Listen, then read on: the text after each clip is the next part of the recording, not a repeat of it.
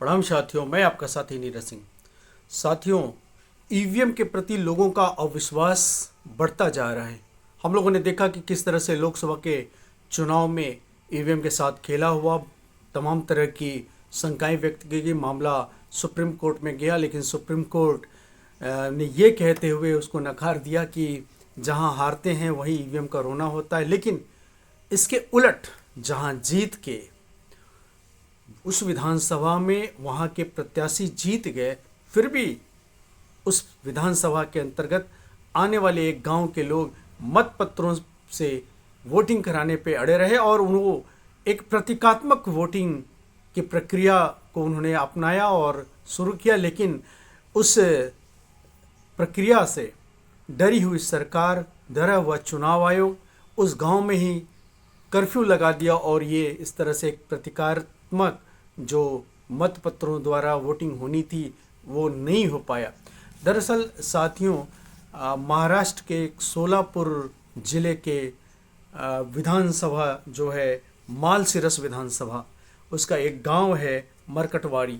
उस मरकटवाड़ी के लोग परंपरागत रूप से शरद पवार के वोटर थे और हैं भी। उन्होंने वोट भी ज़्यादा से ज़्यादा शरद पवार के जो प्रत्याशी हैं उत्तम राम सदाशिव जानकर उनके फेवर में मत डाला था। और हर एक पिछले चुनाव में भी उन्हें ज़्यादा वोट डाला और उनका मत प्रतिशत जानकर के पक्ष में ज़्यादा था। इस बार जब वोटिंग हुई और ईवीएम से और काउंटिंग हुई तो वहाँ भाजपा के 103 वोट निकल के आए, जबकि एनसीपी के 843 वोट। जब इस तरह की वोटिंग सामने आई, काउंटिंग, तो वहाँ के लोग ये जान के चौंके, मतलब कि एकदम से उनको धक्का लगा, ठेस लगा और उनको ये लगा कि हम लोगों से जो वहाँ के जो प्रत्याशी हैं जानकर उनका बड़ा अच्छा नज़दीकी संबंध रहा है, शरद पवार साहब का नज़दीकी संबंध रहा है और ऐसा न लगे कि हम गांव वालों को गद्दारी का ठप्पा लग जाए हम लोगों पे। इसलिए उन्होंने तय किया कि इसके खिलाफ कुछ करेंगे, ये जो उनकी वोट की डकैती हुई है उसके खिलाफ कुछ करेंगे। और वो वहाँ के तहसीलदार से मिले और फिर से वोटिंग कराने की मांग किया। जब उस तहसीलदार द्वारा वहाँ इनकार कर दिया गया तो उन्होंने खुद मत पत्रों द्वारा एक प्रतीकात्मक रूप से वोटिंग कराने का निर्णय लिया, ताकि ये समझ में आ सके, बाहर आ सके ये बात कि ईवीएम के द्वारा हम लोग की वोटिंग की डकैती हुई है। और उन्होंने मत पत्रों की छपाई की, पूरे गांव के लोगों को ये सूचना दिया, वहाँ टेंट लगा और वोटिंग कल यानी कि 3 दिसंबर को होना था। लेकिन ऐसा होने से पहले ही वहाँ पे वहाँ के जो पुलिस पदाधिकारी है वो पूरा गांव में पहुँच गया, गांव को कर्फ्यू में तब्दील कर दिया और उन्होंने ये कहा कि अगर एक भी वोट पड़े मत पत्रों से तो उनके खिलाफ कार्रवाई होगी। वहाँ धारा 144 का नया संशोधित कानून में जो आया है, सेक्शन 163, धारा 163 लगा दिया गया, जहाँ 4 या 4 से ज़्यादा लोग, 4-5 लोगों से ज़्यादा लोग इकट्ठा नहीं हो सकते हैं। और इस तरह से जो ये पोल खुलने का डर था ईवीएम का कि वहाँ ईवीएम की धांधली हुई है वहाँ पे, उसे रोक दिया गया ताकि सच्चाई जो है दुनिया के सामने ना आ सके। कहने को तो भारत एक दुनिया का सबसे बड़ा लोकतांत्रिक देश है, लेकिन किस तरह से यहाँ पे मतों का हरण हो रहा है ये दुनिया के सामने आ जाता और इससे एक के बाद एक गांव, दूसरे गांव में भी इस तरह का जो है चलन बढ़ जाता, दूसरे गांव में भी इस तरह के प्रतिरोध आने लगते। लेकिन ऐसा नहीं है कि इससे रुक जाएगा। अभी तमाम जगहों से ये खबर आ रही है कि दूसरे गांव में भी इस तरह के सिंबॉलिक रूप से, प्रतीकात्मक रूप से मॉक वोटिंग होगी। विदर्भ से भी अब ये खबर आ रही है कि वहाँ के गाँवों में भी इस तरह किया जाएगा। तो कुल मिला के अब ईवीएम के खिलाफ लोगों का गुस्सा बढ़ता जा रहा है, लोगों का रोष बढ़ता जा रहा है और ईवीएम के खिलाफ लोग तरह तरह से, अभी एक ईवीएम के खिलाफ एक बुज़ुर्ग, 95 साल के बुज़ुर्ग पुणे में धरने पे बैठे हुए थे। इस तरह से तमाम जगहों से ये आंदोलन अब ईवीएम के खिलाफ चल पड़ा है। रामलीला मैदान में भी किस तरह से भी 2-3 दिन पहले वहाँ पे लाखों की संख्या में लोग इकट्ठा हुए थे। तो ईवीएम पे आखिर क्यों सरकार अड़ी हुई है? सवाल ये है कि जब जनता का अविश्वास ईवीएम के प्रति है तो सरकार या सुप्रीम कोर्ट भी क्यों उस पर अड़ी हुई है, चुनाव आयोग उस पर क्यों अड़ा हुआ है? जब ये मतों का दान है और हमें ये पता ही नहीं कि हम किसे दे रहे हैं मत, ये संदेह से भरा हुआ है।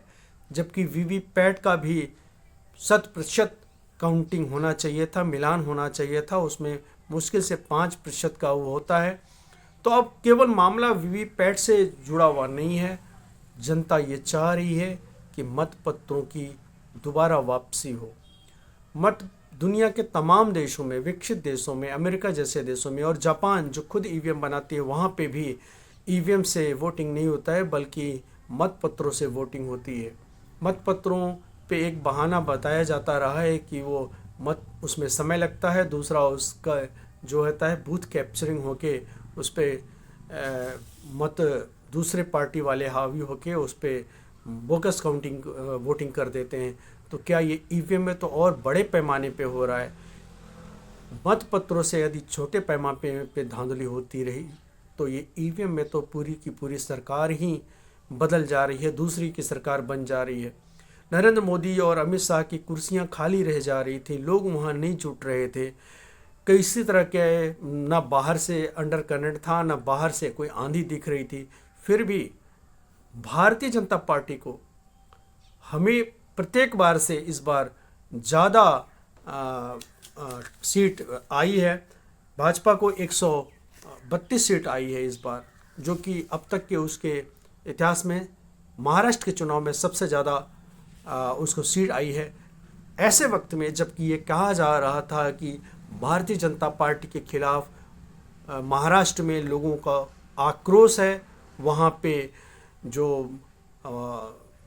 महायुति की सरकार है वो जा रही है, एकनाथ शिंदे की सरकार चली जाएगी और जो शरद पवार और उद्धव ठाकरे और कांग्रेस का जो वहाँ गठबंधन था वो गठबंधन की वापसी होगी सत्ता में, वो सरकार बनाएगी। लेकिन उसके उलट उन्हें तो सिर्फ और सिर्फ 55 सीट ही मिली, बिल्कुल उलट, ना के बराबर। ये किसी से हजम नहीं हो रहा है।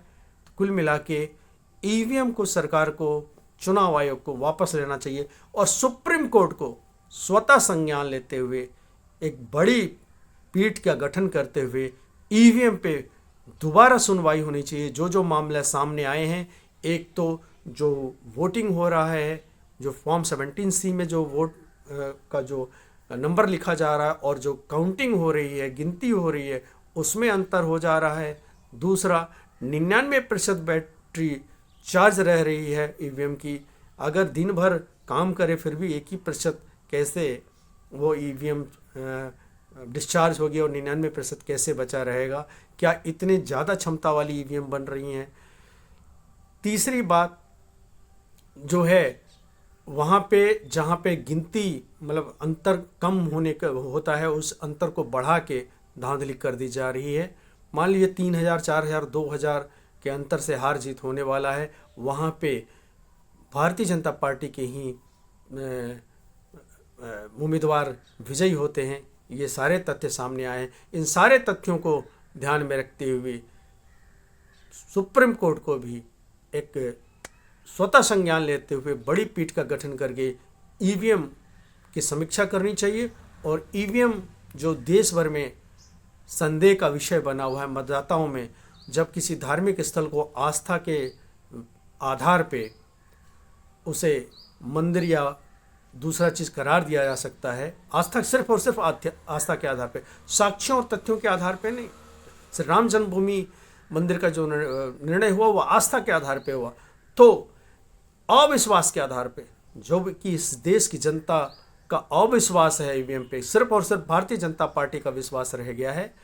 तो जो अविश्वास है ईवीएम पे, तो इस आधार पे भी ईवीएम को हटाया जाना चाहिए, क्योंकि विश्वास ही सबसे बड़ा लोकतंत्र का हथियार है। जब लोगों को, मतदाताओं को विश्वास ही नहीं रह जाएगा कि उसके मतों की चोरी हो रही है या नहीं, वो जो मतदार जहाँ जा रहे हैं वहाँ जा रहा है या नहीं, ये इस तरह का अविश्वास है, तो ईवीएम को निश्चित रूप से विड्रॉ करना चाहिए और उसके जगह पे मत पत्रों की वापसी करना चाहिए।